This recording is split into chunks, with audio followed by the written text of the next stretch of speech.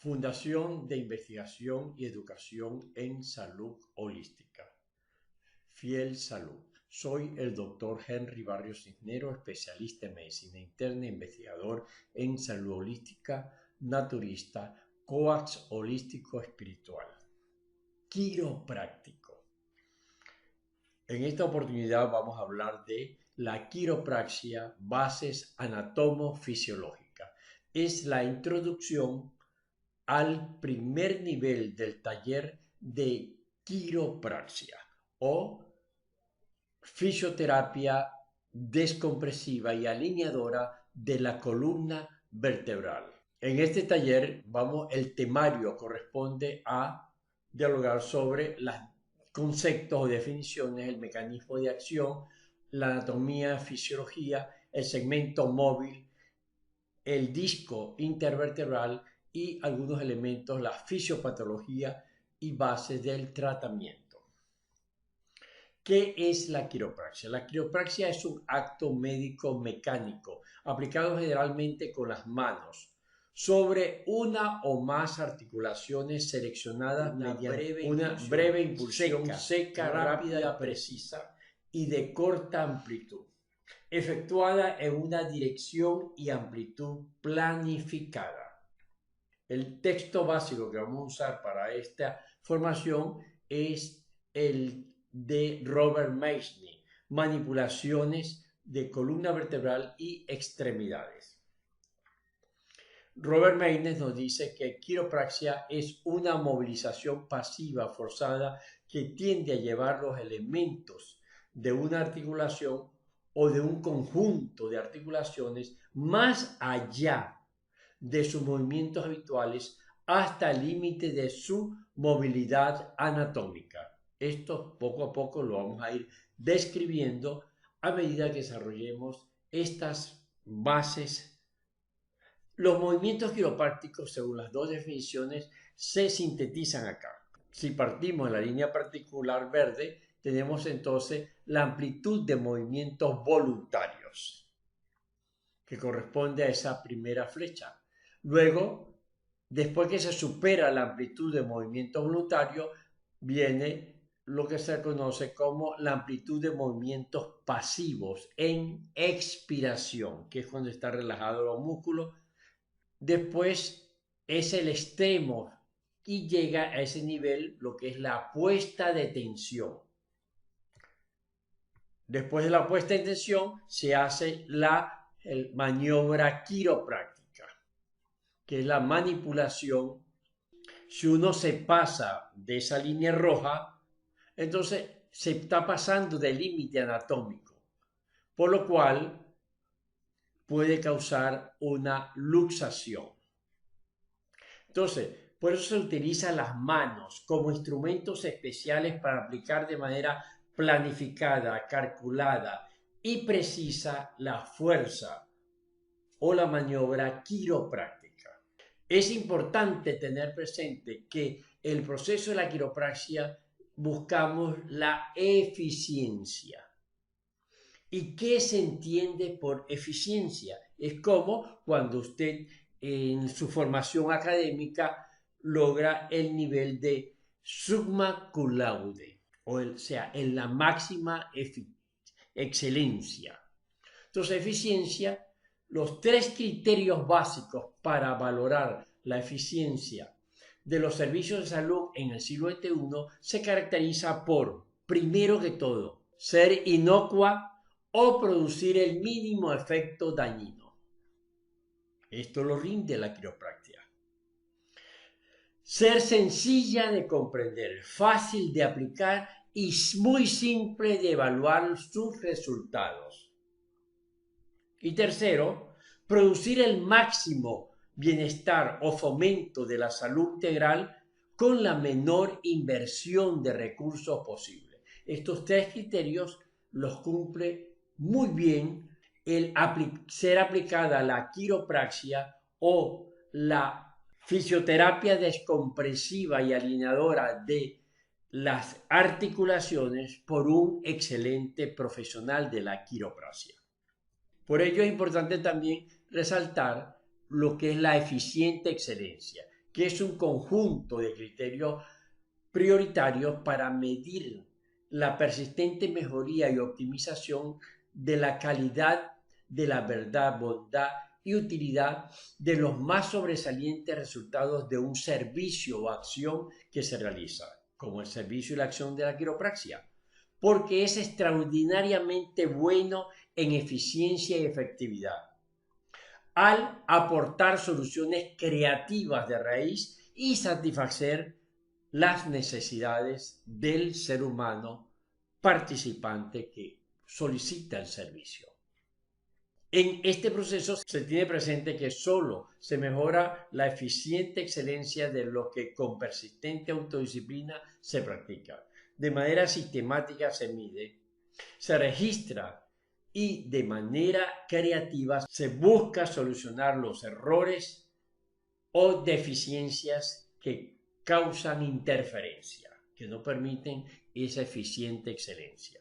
Entonces, desde el punto de vista fisiomecánico, o sea, fisiológico y mecánico de la quiropraxia, ¿en qué consiste? Entonces, es un método de fisioterapia descompresor y alineador de las articulaciones de la cabeza, la columna vertebral, las extremidades, que se realiza de manera planificada, calculada y con una fuerza precisa para la descompresión por tracción de una o varias articulaciones que se encuentran bloqueadas, con el objeto de restablecer el equilibrio funcional y biomecánico de los nervios, los órganos y los segmentos móviles de las articulaciones. Se enfoca en la salud de la función articular y del sistema nervioso de tu cabeza, tu columna vertebral y tus extremidades.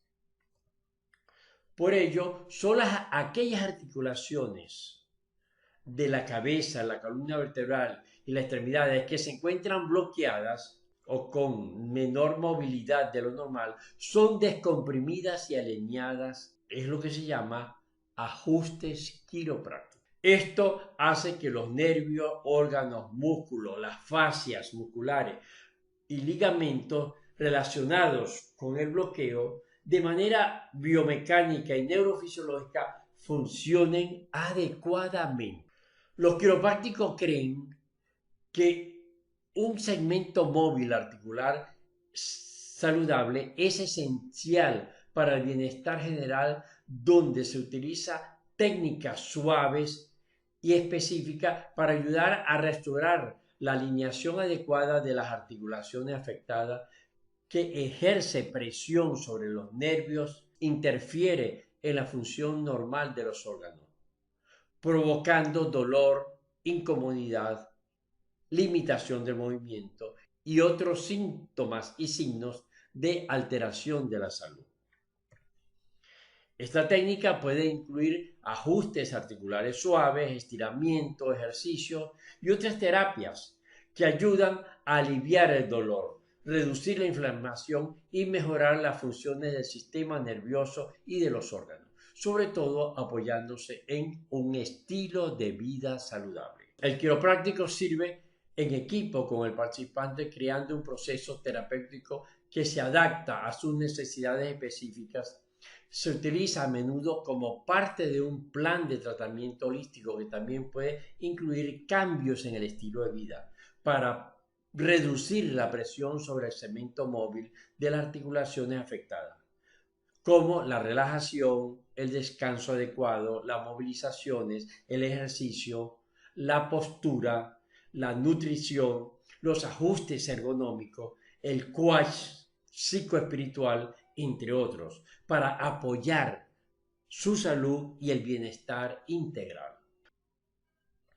La atención quiropráctica hasta el momento ha resultado ser la más eficiente y no invasiva, lo que significa que no requiere cirugía ni medicamentos, lo que la convierte en una opción segura y efectiva para muchas personas. Vamos a ver una pequeña reseña histórica de la quiropraxia. Entonces, él se encuentra al respecto en las escrituras de la antigua Grecia y China, fechadas hace más de 2700 años antes de Cristo y 1500 años antes de Cristo. Hipócrates, el famoso médico griego que vivió en el 460, 455, 7 antes de Cristo, publicó un texto explicando la importancia de las manipulaciones manuales. El comienzo oficial de la quiropraxia como profesión data en 1895, cuando Daniel David Palmer funda T. Palmer School of Chiropractic, la Escuela Palmer de Quiropráctica en Denver Brook, Iowa, Estados Unidos. Esta escuela, aún en la actualidad, sigue impartiendo sus clases. Entonces, vamos a ver los 3 pasos básicos del proceso de la quiropraxia. Primer paso es la posición, la puesta en posición tanto del participante o el ser humano que va a recibir la terapia, como la posición del terapeuta. Y eso lo vamos a hacer mucho énfasis en ello para que sea lo más efectiva y eficiente posible. El segundo paso es la puesta en tensión del máximo movimiento pasivo. Bien, donde se hace una movilización llegando al límite anatómico. Y después de ello se hace el tercer paso, que es la manipulación en sí o la impulsión brusca, breve, corta y precisa, con el cual se logra el movimiento quiropráctico, que generalmente está acompañado de una crepitación o chasquido articular. La quiropraxia se aplica de manera planificada para la descompresión y alineación por tracción de una o varias articulaciones. Y eso ayuda a la liberación de la misma. Entonces, ahora vamos a ver las funciones de la columna vertebral. Entonces, 1, eje corporal. 2, solidez. 3, movilidad. Y 4, protección. De eje corporal, podemos observar acá el eje.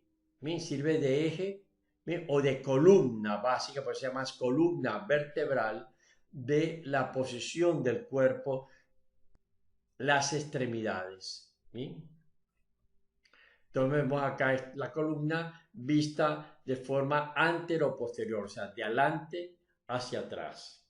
La articulación vista en lateral, ¿bien? Izquierda, y vista postero-anterior. Notarán que se divide en las vértebras cervicales, las vértebras torácicas, las vértebras lumbares, las sacras y las coxígeas. Entonces, viendo en más detalles las 32 vértebras, podemos observar lo siguiente. Las cervicales,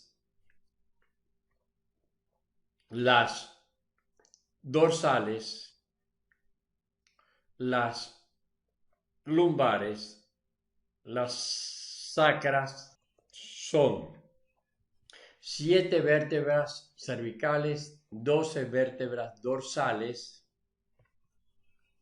5 vértebras lumbares. Si notan, es muy fácil aprendérselo. 12 es igual a 7 más 5. Luego se repite el 5. 5 vértebras sacras y al final 3 vértebras coxígeas. Vamos a verlo en más detalle. Entonces tenemos las cervicales, las torácicas, las lumbares, las sacras y las coxígeas. Entonces observamos que hay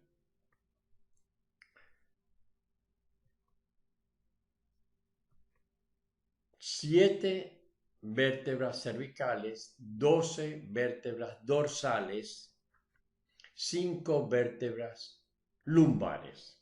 Luego tenemos 5 vértebras sacras unidas, solidificadas en una sola, y 3 vértebras coxígeas.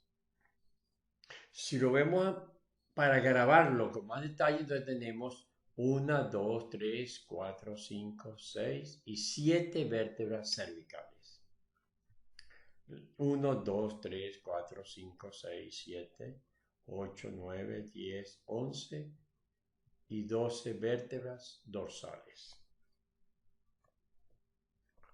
1, 2, 3, 4 y 5 vértebras lumbares, 5 sacras y 3 coxígeas. Total, 32 vértebras de nuestra columna vertebral. Entonces, observemos el proceso de ¿qué es lo que protege la columna vertebral? Básicamente, protege, como toda articulación siempre está protegida, lo vamos a ver en los otros elementos. Entonces, la columna vertebral protege las raíces raquídeas, o sea, el nacimiento de los pares raquídeos. Protege a la médula espinal. Protege al final, en la parte lumbosacra, a la cola de caballo.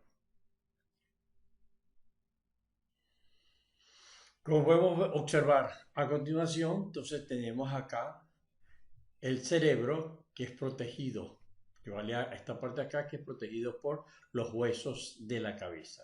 Luego viene la médula cervical hasta acá, esta es la médula espinal cervical, después la médula torácica hasta acá y luego viene la médula, el cono medular lumbar. Luego viene el cono medular lumbar que va hasta acá y a partir de ahí tenemos esta forma de cola que es la llamada la cola de caballo. Y luego todo esto conjunto son los nervios de los pares, cada uno de estos son, que luego vamos a ver cómo sale. Entonces, ¿qué protege la columna vertebral? Vamos a ver la médula espinal, en ese agujero de las vértebras, la cola de caballo, además de las raíces nerviosas. O sea, los nervios que entran y salen a la columna vertebral y ahí se dirigen al cerebro. ¿Qué es el segmento móvil? Es la unidad básica funcional constituida por los elementos anatómicos comprendidos entre dos o más segmentos articulares. En otras palabras, los elementos que se integran en una articulación. Por ejemplo, podemos ver entre dos vértebras, ahí hay un segmento vertebral. ¿Sí? En forma resumida sería la estructura ósea superior, el disco intervertebral, que lo estudiaremos luego, y el segmento óseo distal. Pero también podemos tener, por ejemplo, el caso de la articulación clavicular, ¿bien? Con el acromio. Acá, ¿bien? Tenemos la articulación escápulo-humeral o la del hombro. Vean las articulaciones del dedo. En este caso de una luxación, pues se desvió un poquito, pero aquí tenemos la articulación y tenemos que son articulaciones simples, o sea, de dos segmentos. Aquí hay dos, aquí hay dos, aquí hay dos y aquí y acá hay dos. Pero también podemos tener casos de más de dos. Por ejemplo, la articulación de la muñeca tiene el radio, el cúbito y los huesos metacarpianos que están acá. ¿Bien? El tobillo tiene tres. ¿Bien? La tibia, el peroné, ¿bien? Y acá el astrálago. Entonces ven que pueden ser dos o más segmentos articulares. Tenemos acá otro ejemplo, como el caso de la articulación del codo. Son tres. O sea, el húmero, bien, acá, luego el radio y el cúbito. Aquí hay tres elementos que conforman la articulación del codo. Y tenemos otro común, que es la articulación de la mandíbula. ¿Bien? Acá, y en este caso está lujada. Hay una lujación de la articulación de la mandíbula. Pues no está metida acá en su huequito. Vamos a ver las características del segmento móvil vertebral. Entonces tenemos las vértebras que los componen, en este caso una, dos vértebras, aquí el disco intervertebral, pero además de ello tenemos los otros componentes, como es la cadena laterovertebral simpática, ¿sí? Las arterias, los ganglios nerviosos, o sea, de las raíces de los nervios, ¿bien? De entrada y de salida de los nervios, el nervio dorsal, el nervio intercostal, parte de ese segmento móvil, los músculos, la musculatura está relacionada con ellos, los ligamentos, estos son ligamentos, bien, aquí hay, estos blanquitos son ligamentos, bien, que existen entre una y otra, bien, y este que está acá es otro ligamento, además de las costillas. Entonces vemos acá los segmentos móviles. Las estructuras articulares sinoviales, o sea que se mueven los dedos de las manos, las muñecas, entonces se caracterizan porque hay un segmento óseo proximal, sería el caso de la articulación de la muñeca proximal, acá lo más próximo, el cúbito, el radio del cúbito, en los metacarpianos y luego los segmentos óseos distales. Si fuera un dedo, el segmento proximal, ¿sí? La articulación acá y el segmento distal. Y entonces tenemos acá segmento proximal, segmento distal, la membrana sinovial, la cavidad articular con el líquido articular, la cápsula, ¿sí? O sea, los ligamentos que protegen. Tenemos acá el caso de otra articulación sinovial como la rodilla. Entonces observemos que es más compleja. Tenemos entonces la parte proximal que sería el fémur. ¿Bien? Acá los cartílagos del fémur. La tibia sería la distal. La meseta tibial que es cartilaginosa. Aquí tendríamos los meniscos externo e interno, los ligamentos, el ligamento cruzado, acá, bien, los ligamentos cruzados anteriores, podemos verlo acá, bien, los ligamentos laterales, que serían estos de acá, ligamentos laterales que protegen la rodilla, o sea, son como tendones fuertes que se fijan para mantener la rodilla, ¿bien? La tibia, acá ya la hablamos, la rótula y los ligamentos rotilianos proximal y distal. Acá una vista lateral, el hueso fémur, ¿bien? Con los cóndilos femorales, el cartílago que lo recubre de femoral, la meseta tibial con el cartílago que lo recubre, el ligamento anterior, el ligamento rotiliano que vemos acá, los ligamentos cruzados y los tendones musculares. Ya veremos más adelante los detalles de eso. Otro elemento muy importante en la quiropraxia son los dermatomas, porque esos ayudan a diagnosticar dónde posiblemente está la lesión. Tenemos, por ejemplo, problemas a nivel de C2, aquí tenemos C2, C3 el cuello, el 4 acá hacia los trapecios, ¿bien? Ver cómo se va la C5, el C6, la parte que inerva el cervical 6, 7 y 8. Vemos cada costilla, podemos observar cada torácico, cómo va saliendo, pero luego aquí a partir de ese 1, cómo empiezan a descender, cómo comienzan a descender, ¿sí?, los lumbares, sus trayectos, ¿sí?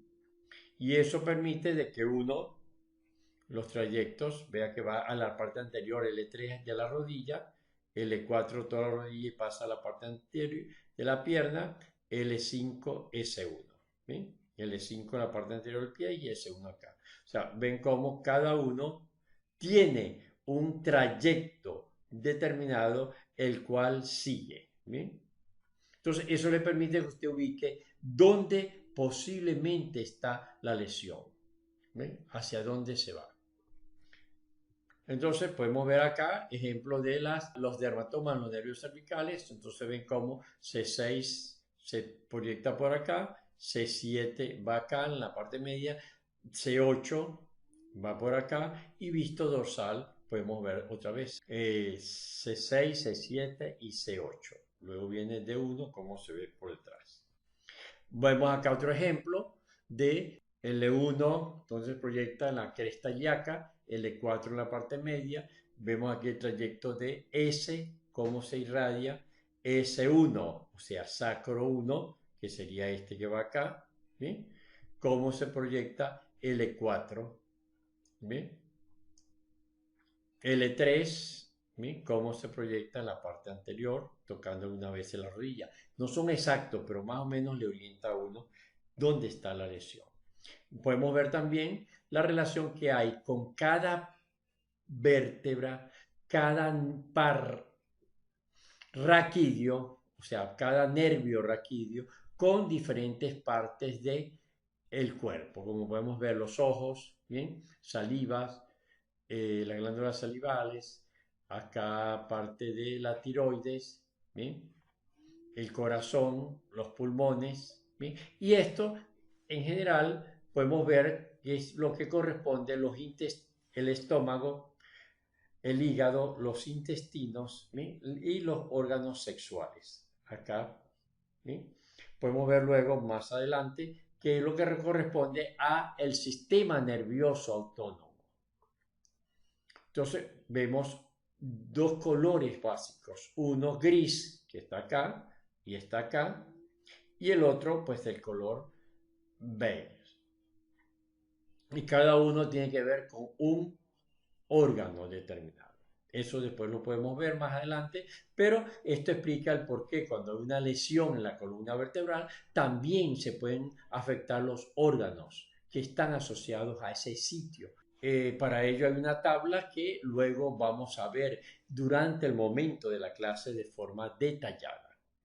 Entonces tenemos el sistema nervioso autónomo, está formado por dos componentes, el simpático, sistema nervioso simpático, que es el que tiene que ver con el estrés, ¿bien?, la disfunción del órgano, el daño funcional, el desequilibrio, y el parasimpático, que tiene que ver con la regulación, con el anabolismo, con la reparación de los tejidos.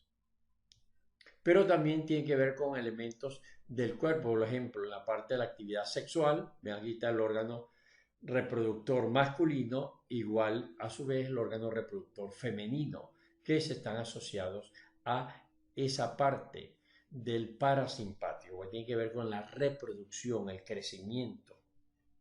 Entonces podemos ver acá esta tabla que más adelante vamos a estudiar en el momento que tengamos la clase, se los presentaré en grande, pero ven cómo está la teoría de las posibles causas fisiológicas de desarreglos intervertebrales.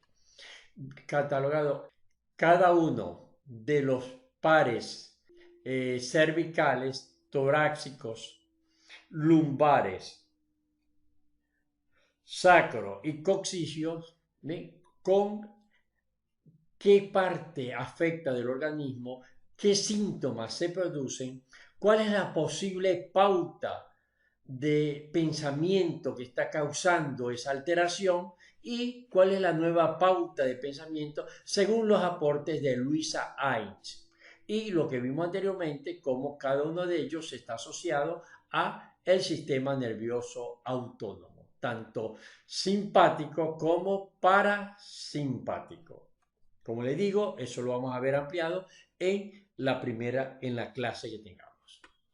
Tenemos también importante como bases anatomofisiológicas de la quiropraxia lo que se llama el disco intervertebral. El disco intervertebral es este que vemos acá, es un órgano fibrocartilaginoso, ¿bien?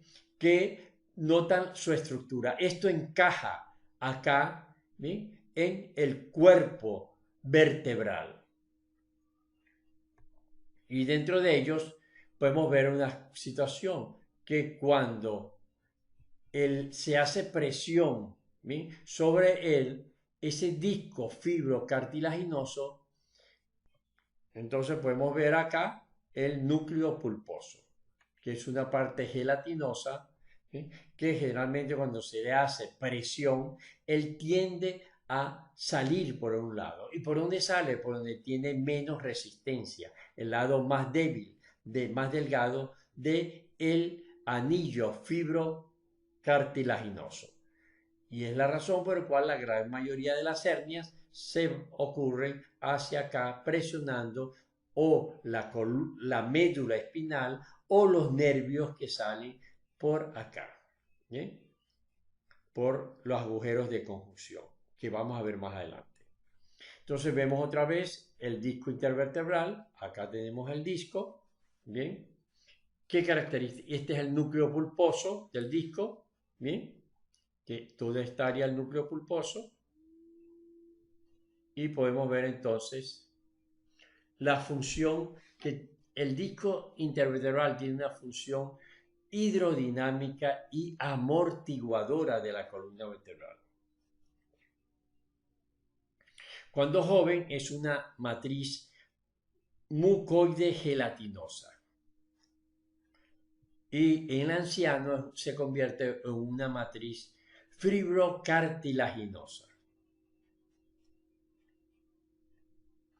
En la medida que pierde agua, se hace más fibrótica y pierde la capacidad de resistencia.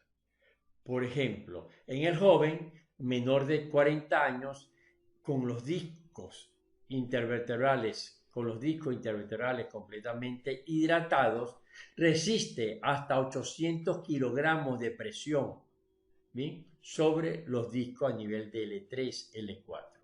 ¿Bien? Pero anciano con más de 60 años está deshidratado, frágil y resiste menos de 350 kilogramos. Noten la diferencia, menos de la mitad de resistencia en la juventud y en la ancianidad.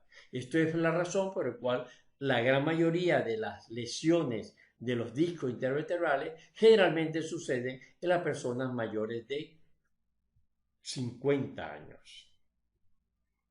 Si hay una presión, entonces nos agachamos, hay una presión, se abre, hay menos presión en la parte posterior de la columna, lo hace, pudiendo dar origen a las lesiones, rupturas del anillo fibrocartilaginoso del disco intervertebral con la salida del núcleo pulposo, que vamos a ver algunos ejemplos más adelante. ¿Sí? Ven aquí cómo se observa bien bonito el núcleo pulposo. Observamos la presión en kilogramos a nivel de L3 en diferente postura una persona joven de 70 kilos. Estando acostado, la presión que hay entre los discos intervertebrales es más o menos de 30 kilogramos en decúbito supino. Si se ríe, estando de pies, riéndose, llega a 120 kilogramos de presión a nivel de L3. Si levanta una bolsa de 20 kilogramos con las rodillas dobladas,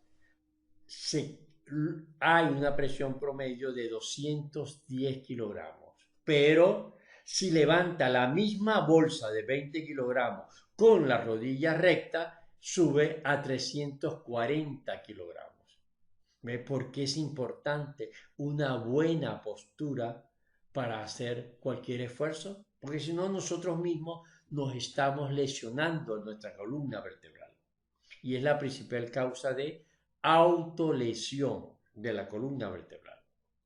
Entonces podemos ver acá un disco sano y un disco enfermo. Ven que la parte como mucoide levanta la articulación. Acá pues está, imagínese usted una esponja deshidratada con un peso arriba, una olla con unos 20 litros de agua sobre ella, pues se va deshidratando, se va espichando. Y eso hace que los espacios, ¿sí?, entre la salida de un nervio y de otro, pues se afecten o que protruyan y presionen los elementos que están alrededor, sobre todo la médula espinal y los nervios que salen de ahí. ¿Sí? Entonces vemos acá el caso de una lumbago causado por una protrucción. Esta es una protrucción del disco intervertebral desplazado. Vea que se está desplazando y va ahí. ¿Sí? Y cuando es causado por una hernia. La diferencia entre la protrusión es que hay como un botón de salida, mientras que ya se rompe completamente el anillo y sale los componentes del núcleo pulposo. Podemos ver acá otro caso de un disco herniado. Bien, ven acá la forma que tiene, ya empezó a hacer un paragüita ahí, se hernió y comprime, ¿bien?, la médula espinal o los nervios causando el dolor raquídeo. Vemos otro caso de un nervio herniado, como el núcleo pulposo sale, visto en mayor detalle, ¿bien?, y está comprimiendo el nervio. Esta es la causa de los dolores raquimedulares cuando se produce esas hernias. Tenemos otro caso acá de una protrucción, casi hernia, del disco prensando la raíz nerviosa. Otro caso ya de una hernia, ya se rompió el disco y se hernió comprimiendo el nervio, ¿ven? Raquídeo, es lo que se llama vean cómo se rompió, ya no es la puntilla, sino que sale parte del núcleo pulposo comprimiendo el nervio que está alrededor. Esto es lo que se llama la causa de la dolor ciatalgia, ¿bien?, o dolor radicular. Tenemos acá a otros elementos, ¿sí?, los tipos, una hernia tipo A o protrucción, ya la hernia como tal, que ya salió, se rompió, y ya una que no solamente salió, sino tipo C, que se regó el núcleo pulposo, salió ya, perdió el contacto, bien, con su origen. Esto muy pocas veces se resuelve con quiropraxia. Tenemos acá otros ejemplos de un dolor, ¿bien?, una ciatalgia, un dolor ciático, ¿bien?, producido por la presión de una hernia, ¿bien?, está comprimiendo el nervio y la médula espinal. Aquí el ejemplo de cómo se causa con esos dolores, porque el nervio está presionando, vea cómo está aquí ligeramente salido, y está presionando la raíz del nervio. Y además de un lado y otro está desplazado, hay una disminución del espacio. Noten el espacio intervertebral acá, ¿bien?, el espacio intervertebral acá y el espacio acá. Ven, aquí está disminuido, entonces aquí comprime el nervio. ¿Bien? El agujero de conjunción, vea cómo es aquí de grande. Vean aquí el otro agujero de conjunción grandote y acá el agujero de conjunción está reducido. Ese pequeño desplazo, vean aquí la estancia que hay acá, mire cómo está casi unido y aquí hay un espacio. Entonces ese proceso es que comprime el nervio causando los dolores raquídeos. Como ejemplo, lo que vemos ahí, el joven con un dolor. Vamos a ver ahora algunos detalles de los segmentos móviles. Esto es muy importante para comprender cómo debemos hacer la manipulación. Ya en las clases le explicaremos en detalle cada uno de ellos. Pero Por ejemplo, en el segmento cervical, vamos a ver las 7 cervicales. Vean cómo la estructura, esta es la vértebra, viene acá y vean esta postura que tiene, como que encajan así. ¿Sí? ¿Ve? La inferior llega acá y la superior encaja así. ¿Sí? Por eso cuando se hace el movimiento quiropráctico se busca este efecto. ¿Sí? Separarlas y que ellas vuelvan a llegar. ¿Sí? Notan todas las vértebras cervicales, su posición. Este sería C4, vamos a ver si es verdad. Este es C7, que es la que sobresale, C6, C5, C4, C4, C3. ¿Sí? Nota el disco intervertebral, el agujero de conjunción. ¿Sí? Acá la articulación superior, póstero superior y póstero inferior, la espina dorsal, ¿sí? Que ya vamos a ver cómo se forma, ¿sí? Y vean acá esta parte de acá, que hay unos huequitos en las partes laterales de la espina laterales o transversa de la vértebra. Ahí por ese agujero, visto en más detalle, nota, es esta estructura de acá por donde pasa la arteria vertebrovasilar, que son las arterias posteriores que alimentan de sangre al cerebro. ¿Sí? Observemos acá entonces los ligamentos. ¿Sí? Estos son los ligamentos que unen la vértebra, ¿sí? Cervicales, los discos intervertebrales, los cuerpos vertebrales, y esto es muy importante tener presente, que es la arteria vertebrovasilar. Y esa arteria la observamos acá en mayor detalle, pueden observarlas, ¿sí? Cómo penetras, ¿sí? al interior del cerebro. ¿Ve? Esta es la cavidad occipital donde se encuentra el cerebro, y ella forma entonces la parte posterior de lo que se llama el polígono de Wilks, que son las arterias que alimentan la parte posterior del cerebro. Pero observemos acá cómo se repite la misma forma de la articulación, que cae más o menos en 45 grados, ¿bien? entre una y otra vértebra. ¿Bien?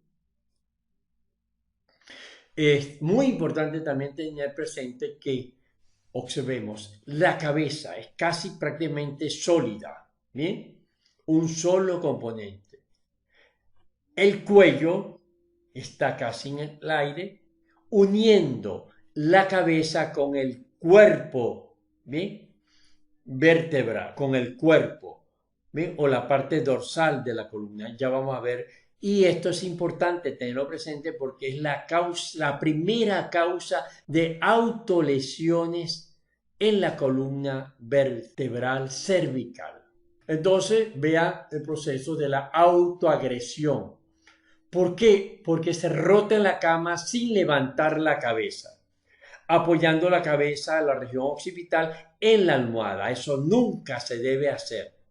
¿Bien? ¿Por qué? Porque, como le decíamos, la cabeza es una sola masa, fuerte, sólida. El cuello es débil, delgado, y todo el gran tamaño del cuerpo, si se pega, por alguna razón se queda fijo la cabeza a la almohada o a la cama, inmediatamente se produce un desajuste, un desarreglo en la posición de las articulaciones del cuello, provocando lesiones a nivel de C3, principalmente C3, C4, C4, C5 o C5, C6. ¿Bien? Sobre todo las que más se lesionan son la C4 y la C5 por esta maniobra. Pero también se puede causar lesiones a nivel superior. Entonces, esto nunca lo deben hacer. ¿Cómo es la forma más adecuada? Derrotar en la cama, levantando la cabeza. Entonces, siempre, grábese esto, siempre antes de rotar en cama o sobre almohada, hay que levantar la cabeza. Téngalo presente usted y enséñeselo a las personas que usted atiende, porque lo más importante es la prevención del daño, más que tratarlo. Entonces vemos cómo se hace. Observen acá cómo separó la región occipital de la almohada. Veamos cómo en la anterior estaba clavado, ¿sí?, apoyándose en la región occipital. En la siguiente está levantado. Vemos entonces la otra, estando con la cabeza levantada, separada de la almohada, rota. ¿Bien? Esto es fundamental tenerlo presente. Y es una prioridad que se le enseñe a cada ser humano participante que le consulte. Ahora vamos a ver algo muy importante. Recuerden que hablamos de las circulaciones vertebrovasculares. Se realiza una prueba que se llama prueba de circulación vertebrovascular para ver si existe una adecuada circulación, entonces, hacia el cerebro o una arteriosclerosis que esté presionando. Lo primero que se hace, se extiende, ¿ven?, la cabeza, una hiperextensión máxima, buscando dos cosas. ¿Cuáles cosas? El nixtasmos y el vértigo. O sea, los movimientos lateralizados de los ojos y el vértigo, que se sienta mareado, que se le mueve el techo o el entorno.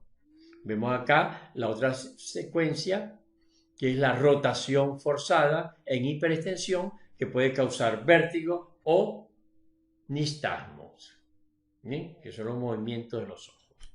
Si eso ocurre, está diciendo que tiene que tener mucho cuidado porque podría producir una lesión en la circulación vertebrovascular. Ya he desarrollado por más de 30 años de experiencia como quiropráctico, formado con la escuela francesa de Robert Mayne, con la escuela inglesa de Palmer y la escuela china, más el proceso autodidáctico y constante revisión, me permiten ahora desarrollar técnicas muy seguras, que hay muy poco riesgo que se produzca lesión. La vamos a aprender en la medida que vayamos desarrollando este taller. Entonces vemos también en la manipulación las posiciones. Y esto es importante porque en este proceso notan de que hacia dónde se genera la fuerza y el efecto vectorial. Ya hablaremos de los vectores a tomar en cuenta, pero noten cómo la fuerza por una lesión de C3, C4 se va al hombro. ¿Bien? Si fuera C4 o C5 se va a la axila, C6 se va a la parte superior externa de los senos y C7 se va a la tetilla o al medio del seno, si es la dama. ¿Bien? Vemos acá el caso de C1, como vea que está ligeramente extendida, pero aquí está en hiperextensión y la fuerza, si es para C3 se va al mentón, la fuerza siempre va al mentón. Si es para C2 va a la punta de la nariz y C1, C2 va al ángulo del ojo, ángulo externo del ojo. ¿Ven? Cada una tiene su. Y si es occipital C1 va entonces sobre la mastoide, de la mastoide a la mitad de la cabeza.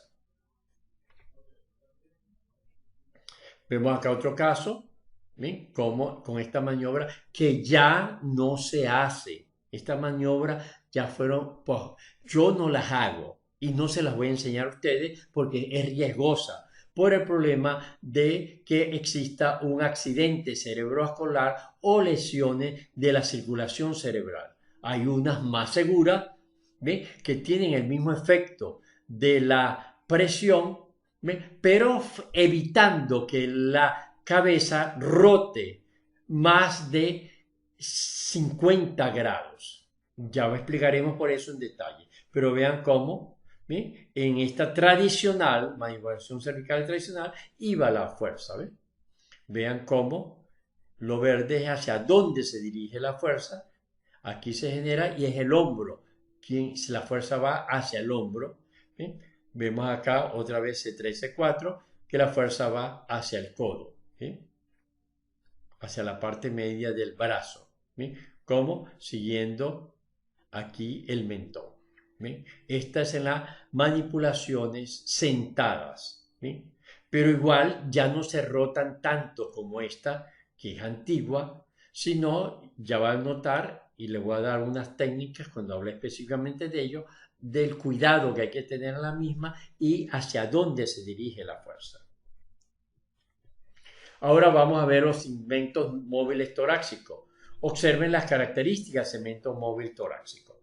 ¿Bien? Este es el cuerpo vertebral, esta es la espina posterior. ¿Bien? Acá tenemos el agujero donde va la médula espinal, una articulación, vea la forma de la articulación, es prácticamente vertical. ¿Bien?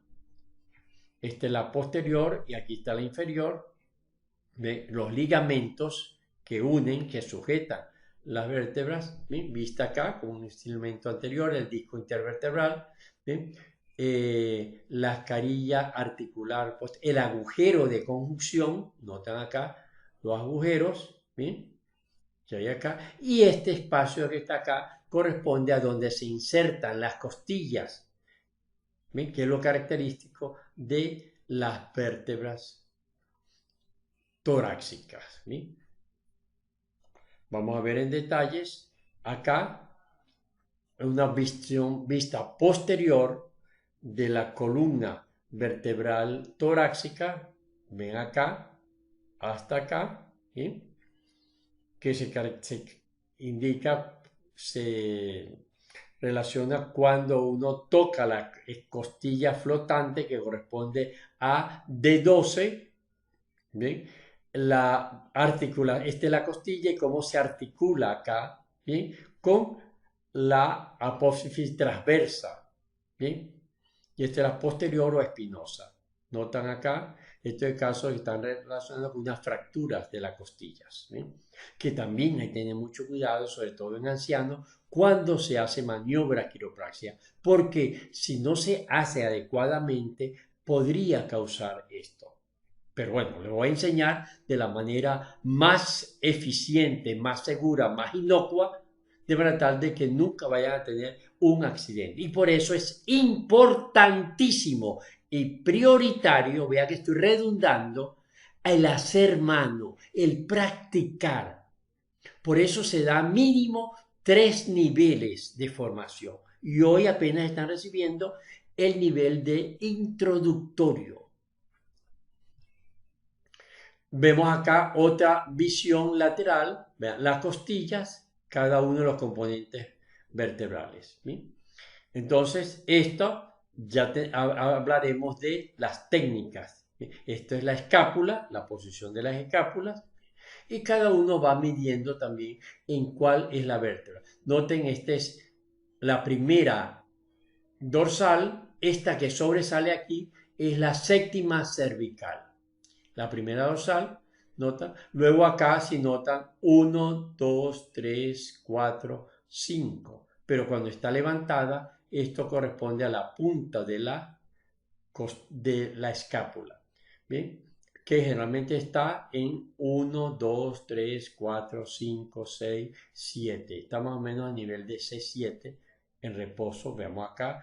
1, 2, 3, 4, 5, 6, 7, entre 6, 7 y entre la séptima y la octava costilla, cuando está bajo, ¿bien?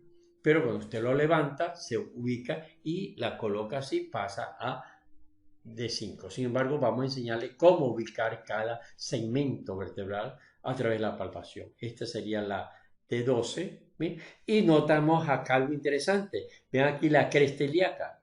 Entonces, si vemos acá, lumbar 1, lumbar 2 y lumbar 3. Entonces, la cresta ilíaca coincide con la vértebra de L3. Ahí nos vamos ubicando poco a poco. ¿Bien?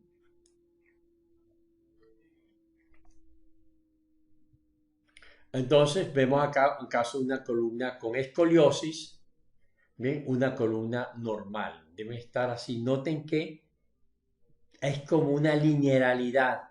¿Bien? Usted pasa una reglita y todo esto está en su puesto, no está desplazado. ¿Bien? Aquí pareciera que esta se desplaza un poquito, entonces aquí hay un desarreglo intervertebral. ¿Ven? Esta no está completamente normal, ve que está ligeramente desplazado acá. ¿Ven? Vean cómo L5, S1, ¿ven? Esta jala para acá y esta jala para acá. Y notará cómo el agujero de conjunción aquí está más pequeño y acá está más grande. ¿Notan? Bueno, entonces no es una columna completamente normal. Ya eso lo vamos a aprender poco a poco. Caso de una escoliosis en adulto, ve cómo se observa y al tomar la radiografía notan las curvaturas que tiene. ¿Sí? Que ya a mayor profundidad, cuando lleguemos al nivel 2, ya hablaremos de las estructuras radiológicas de la columna vertebral, aunque yo les mostrar las cuestiones básicas de la radiología de la columna vertebral. Para prevenir las escoliosis, siempre es importante tratarla, sobre todo antes de los 9 años de edad. Y las principales causas de escoliosis pueden, primero y principal, es por caídas de los niños que se desajustan y no son arreglados. Su reajuste es muy sencillo, muy simple, pero como no se sabe, pues se comete el error de dejarlo así. Y después problemas congénitos de malformaciones de la estructura ósea de la columna vertebral. Entonces, esta es una manera de cómo detectar, lo vamos a ver, cómo detectar si existe, en este caso existe aquí una escoliosis. Vea que viene recta acá y aquí se desvía un poco y sobresale para este lado. ¿Ve? Y nota que aquí está más bajo, ¿ve? Que de este lado. Esta es una espalda escoliótica, o sea que tiene una curvatura inadecuada de la columna vertebral. Aquí tenemos una demostración de una de las técnicas de manipulación dorsal a nivel de D2, D3, que ya más adelante vamos a ver, simplemente es un pequeño elemento introductorio, ya a partir de la primera y segunda clase, vamos a hacerlo, ya no se utiliza esta silla, sino que hay una silla especial para quiropraxia, que luego vamos a conocer. Podemos ver ahí el otro elemento de una manipulación dorsal a nivel de T12 de 5, una de las tantas técnicas. Tenemos acá otra de D4 de 5 usando la técnica de lateralización que les voy a enseñar durante la... Entonces podemos observar acá las características del banco especial que se utiliza para quiropraxia, donde podemos observar que cada uno de los peldaños tienen alturas diferentes, ¿sí? Para que la persona pueda hacer la maniobra quiropráctica, el cual practicaremos a su debido momento durante las clases. Es una estructura de hierro, de tubos, ¿bien? Fuertes, con cabillas redondas de media, bien soldadas, ¿bien? Con este elemento que ayuda para la manipulación del cuello y una parte dura, porque ahí se hace mucha fuerza. Generalmente acá sobre esto, muchas veces puede llegar a usted a hacer sobre cada uno de estos con su rodilla más de 400 a 500 kilos de presión sobre cada estructura de esto. No puede ser cualquier cosa porque es la parte. ¿Bien? Entonces vamos a ver ahora los segmentos móviles lumbares para tener una idea. Noten cómo las vértebras lumbares, tenemos aquí el cuerpo vertebral, el disco intervertebral, noten que cada uno más o menos tiene un tamaño similar, aquí es un poquito más grande, ¿sí? Tanto anterior como posterior, y siempre deben haber espacio. Los agujeros de conjunción, que es por donde salen los nervios, ¿sí? Raquídeos, ¿sí? Ven cómo pues cada quien más o menos tiene el mismo tamaño. Esto es importante tenerlo para cuando en las radiografías o en las tomografías se pueda investigar si existe o no desarreglos. Vemos acá una visión anterolateral de la columna, viendo. Entonces esta sería la referente a D12, L1, L2, L3, L4 y L5. Note que no hay costillas ahí, solamente unas apófisis transversas, sobre el cual se insertan los músculos psoasiliacos y los músculos que tienen que ver con el fortalecimiento de la cintura pélvica. ¿Sí? Acá observamos, por estos son los nervios raquídeos, ¿sí?, que salen a través de estos agujeros de conjunción que están acá. Ves entonces una visión detallada de una vista anterior con la cadena laterovertebral simpática que está acá, ¿sí? Observamos acá. Luego vemos acá estos grises que están acá, que es lo referente al sacro, o sea, a la parte del sistema nervioso parasimpático, mientras que este es el simpático, y los nervios que van a regular los músculos, la piel y todo de los miembros inferiores. Observamos acá, vean esta visión de una tomografía donde debería siempre estar así, ¿ven? La columna uniforme, ¿ven? Ven que aquí ya hay una pequeña pellizcamiento, ¿ven? Entonces eso indica que hay una pequeña protrusión ahí, hay un desajuste, ¿ven? Pero esta es la médula, esto es como se ve en una tomografía, la médula espinal, los cuerpos óseos de las vértebras, y estos son los discos intervertebrales con el núcleo pulposo. Se ve así porque es densidad agua. Todo donde hay bastante agua se ve blanco, así, ¿sí? Entonces, esa es la densidad de agua. Entonces, veamos a esta columna que les dije que las apófisis posteriores o espinosas deben seguir una línea. Noten que aquí se pierde la línea, ¿bien? Aquí vuelve otra vez a retomar, aquí vuelve a haber un cambio de la línea, aquí vuelve a haber otra, y este tiene múltiples desarreglos intervertebrales, porque no se mantiene esa linealidad. Pero además observe el agujero de conjunción de este lado y de este lado, cómo hay cambios ahí. Claro que esta placa no es la más adecuada debido a que está rotada. ¿Cómo sé que está rotada? Noten que esto aquí no es igualito. Aquí hay un pequeño cambio. Entonces aquí hay una pequeña rotación. Entonces esta nos sirve para evaluar. Al igual, tiene que estar completamente alineada. Pero bien, observemos acá otro elemento, bien, de una placa, y vean que aquí, bien, hay un proceso de alteración. Podemos ver acá esta otra, ¿sí?, con signos de artrosis. Después vamos a ver, vea, esto no debería verse, ¿sí?, pero observemos aquí la columna vertebral, ¿sí? Después explicaremos una segunda clase, ya por ahí en la tercera clase, cuando veamos radiografía de las columnas vertebrales, en el nivel 2 de quiropraxia, ¿sí? Pero bueno, ahí más o menos podemos ver, y observemos aquí una tomografía donde se pierde, mire cómo viene aquí, ¿ve?, la forma, y aquí salió, ya que hay una hernia, ¿ve?, que está presionando a la médula espinal en este nivel. Esto causa un desarreglo bastante importante, ¿ve? Y como aquí pues hay un proceso degenerativo, el núcleo pulposo que debería verse acá se salió. ¿Ven todo el cambio que hay? Bueno, entonces acá también está una protrusión, no, también hay una hernia. Mire, vea que aquí hay una hernia del núcleo pulposo a nivel de L4, L5 y de L5, S1. ¿Bien? Eso causa estos dolores raquimedulares, o lo que llaman los dolores ciáticos, las ciatalgias.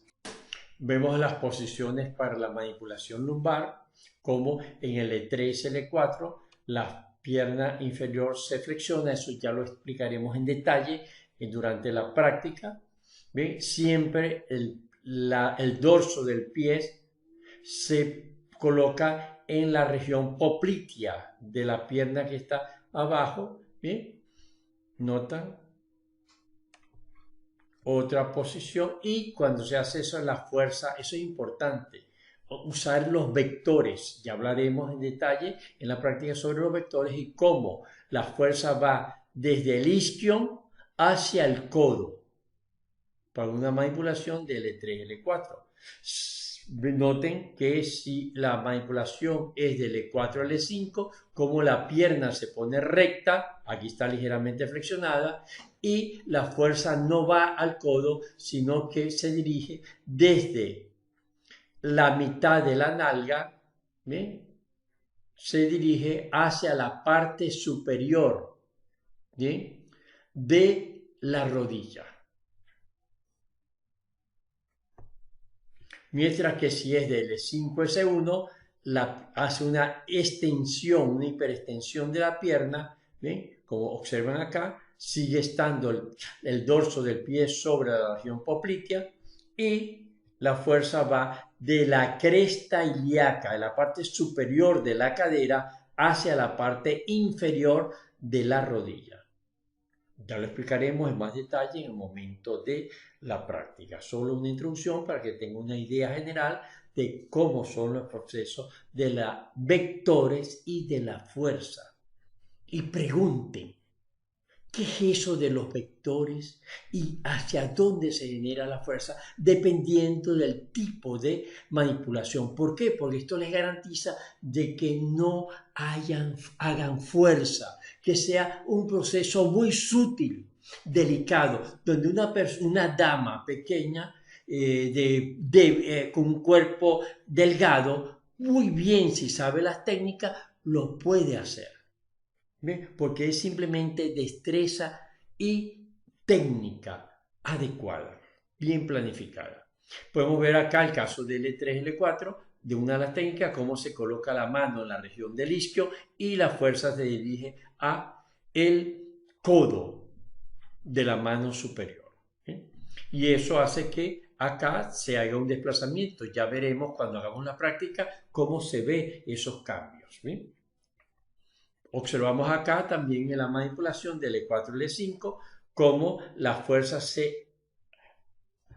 el apoyo del quiropráctico se hace en la mitad de la nalga y como dijimos la fuerza se va hacia la parte superior de la rodilla. Este se fija y va hacia la parte superior de la rodilla.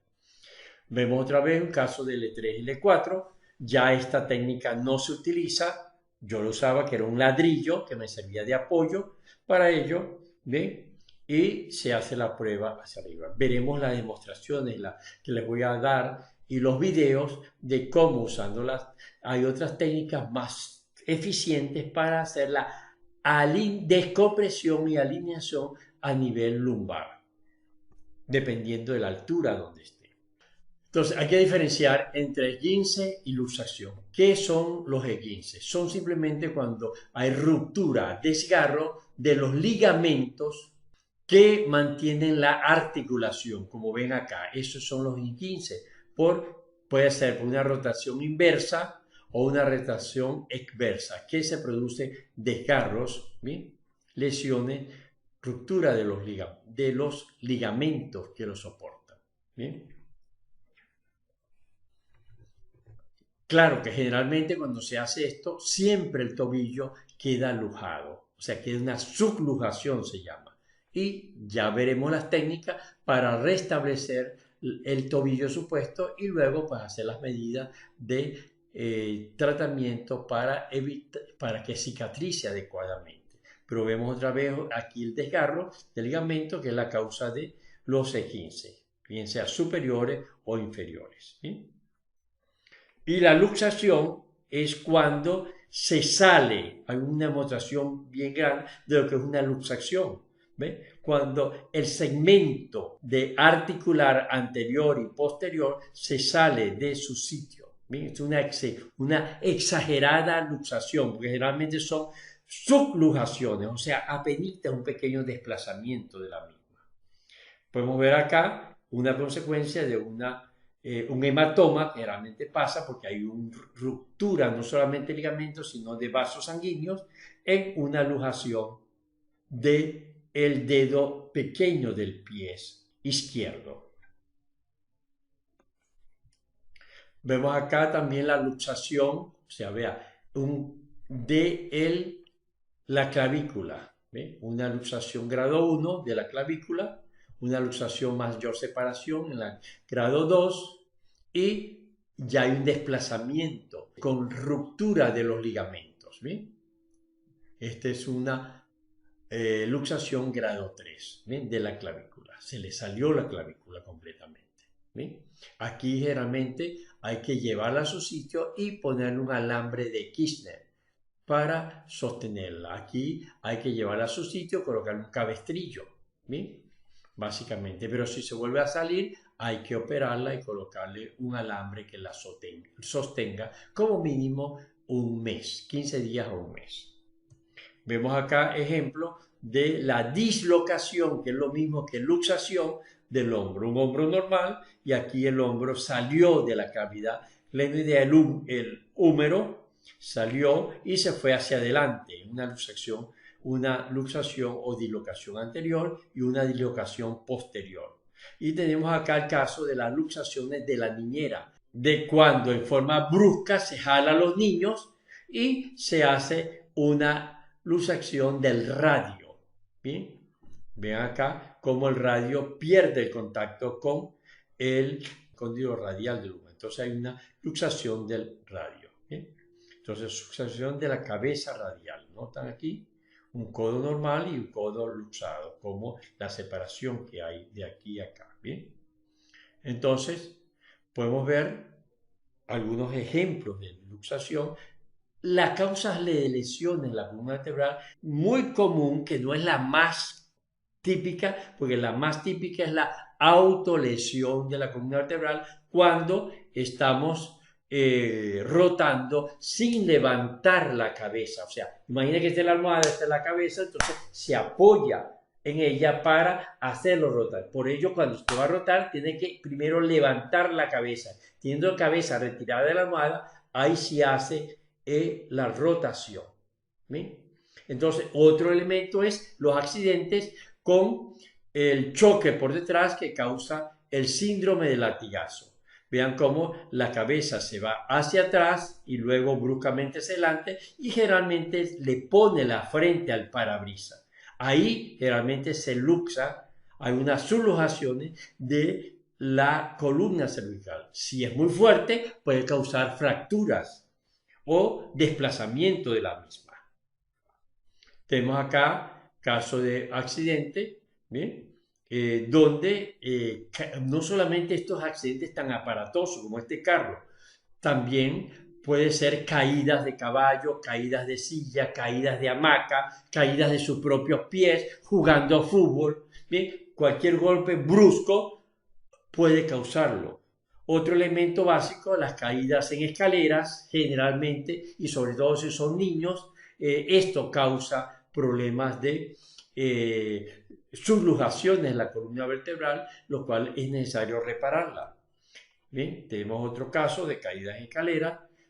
El esfuerzo inadecuado es una autolesión de la columna vertebral cuando usted cree que es una grúa y sin hacer adecuada proceso forza su columna vertebral causándose daño en la columna.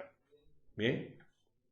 También cuando está asistiendo a unas personas ancianas o parapléjicas, si no utilizan los pasos adecuados de cómo se hace, que lo vamos a practicar, ¿sí? Para que usted le enseñe a las personas, ¿sí? Todos los pasos que se hacen de la movilización, ¿sí? Y donde se agarra adecuadamente a la persona, pues usted puede tener también lesiones de su columna vertebral. ¿Sí? Y noten que generalmente quien está haciendo la fuerza en este caso es más la rodilla, mientras que la columna se mantiene recta y la mayor fuerza se está haciendo a nivel de la rodilla, los tobillos y la cadera, que es la que se está movilizando principalmente. Ya lo practicaremos. Entonces, si llegó hasta acá, en nombre de la Fundación de Investigación y Educación de la Salud Holística, le damos las gracias.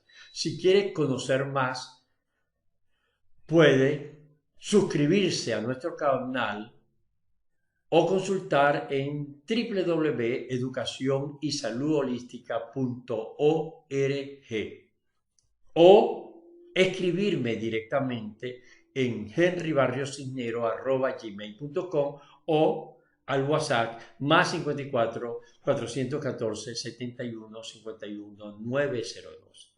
Como les digo, esta es una breve introducción al primero de los 3 niveles de quiropraxia que estamos ofreciendo en estos días para que, si usted se está interesado en manejar esto, con mucho gusto se lo aportamos. Si me solicita a mi WhatsApp más 58 414 71 51 902, le puedo enviar el libro básico de Robert Magnus. Muchísimas gracias y nos vemos en el taller que recibirá para que usted, con la mayor eficiencia y efectividad, aprenda a hacer la criopraxia con una confianza, una seguridad para el participante mejor que como yo lo hago, porque se está apoyando en mi conocimiento, en 30 años de experiencia siendo especialista en medicina interna y dedicado a mejorar cada día, buscar las maniobras más eficientes y más inocuas de la quiropraxia, que en los siguientes cortos de video se lo vamos a estar ofreciendo en detalles.